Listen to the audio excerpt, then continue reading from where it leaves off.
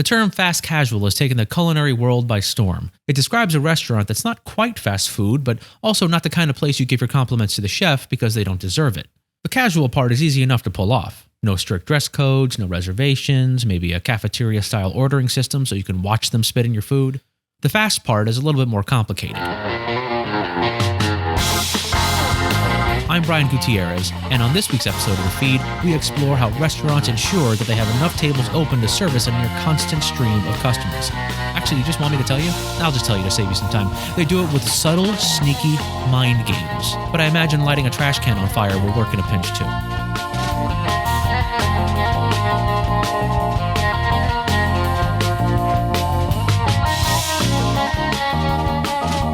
To find out how restaurants get people out as quickly and politely as possible, we brought in Mitch Honeycutt, a food industry veteran who spent his entire professional life using psychological tricks to subtly convince diners that it's time to go.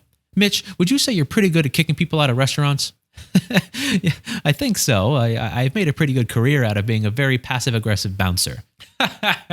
Yeah, I never thought of it that way, but I guess you're right. But what I want to know is, short of tossing someone out on their ear the second they finish a burrito, what are you doing that's convincing people to leave to make room for new customers? Over the years, I've developed a symphony of environmental mind games that make for a pleasant eating experience while at the same time nudging customers out the door without being noticeable. Oh, interesting. Give me some examples. Some of my greatest hits include filling the space with slightly uncomfortable chairs that customers wouldn't want to sit in for too long. If you've ever wondered why so many restaurants have red and yellow walls, it's because those colors raise a customer's blood pressure and anxiety just enough to make them eat and leave faster. But didn't the speed increase lead to a spike in diners biting their tongues off? Yes, some diners did bite their tongues off, but the increase was only marginally above the normal restaurant average of severed tongues. All the tongues were quickly doggy-bagged for the diner's trip to the hospital for emergency reattachment.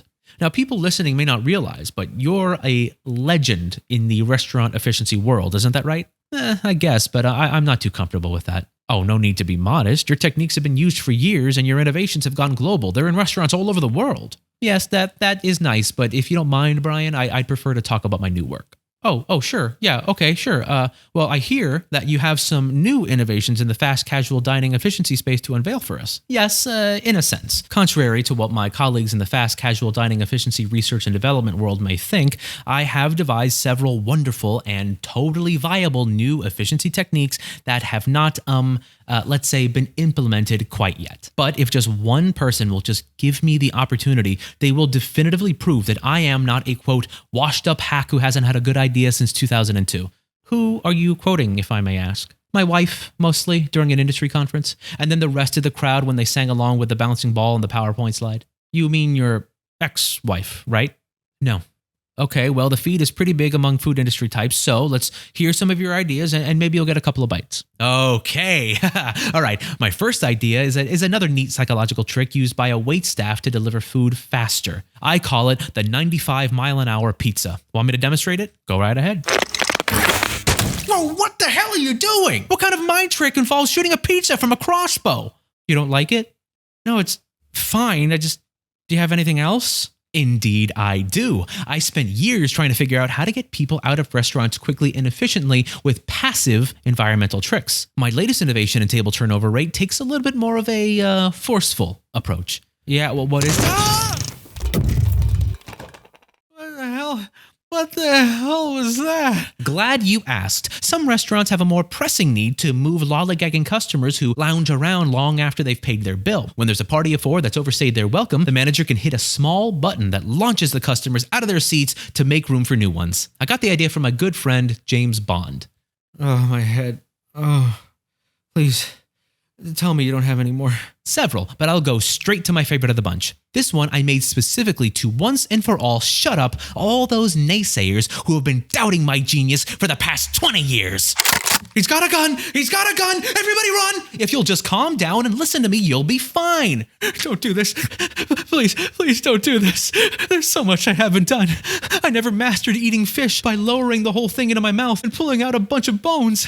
I never even got to eat a cheeseburger. Oh, Brian, it's quite all right. Everything's fine.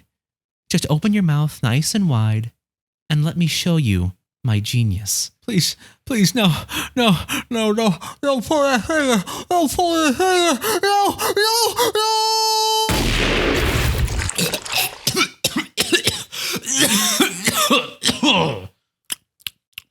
Is that a linguine gun? Linguine puttanesca, to be exact. You've weaponized Italian horse sauce?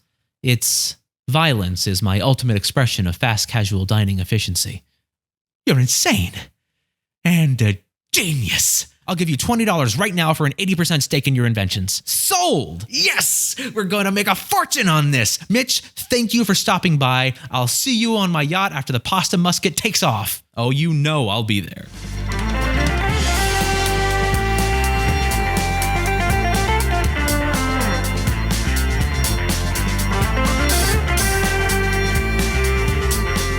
Giving restaurant patrons the boot is just as much of an art as it is a science. Any madman can wave a gun around a restaurant to clear out space for a party of 12 that just strolled in stinking from their victory at the Recreational Adult Kickball Championship. But it takes a special kind of foresight to plan for the next diners coming up behind them and the ones after that. There are dozens of ways to keep a constant flow of tables open, and you've likely experienced all of them. But if Mitch's noodle cannon is any indication, the future of dining room efficiency is bright. Hope you're ready for a supercharged injection of wet hot noodles that bypass the esophagus, slip right past the stomach, and nestle violently into your large intestine, because if I have any say in it, that's what you're gonna get. Next week on the feed, I'm going to do something called a mukbang. I don't know what that is. Maybe it's food related, maybe I'll be having sex with a pile of trash. Either way, it should be a fun time. If you want to support this show and all the other shows on the Inaudible Podcast Network, then please contribute to our Patreon page, which you can find at patreon.com/inaudiblepod. Don't forget to subscribe on your favorite podcasting app, then follow us on Twitter @InaudibleCast. See you all next week.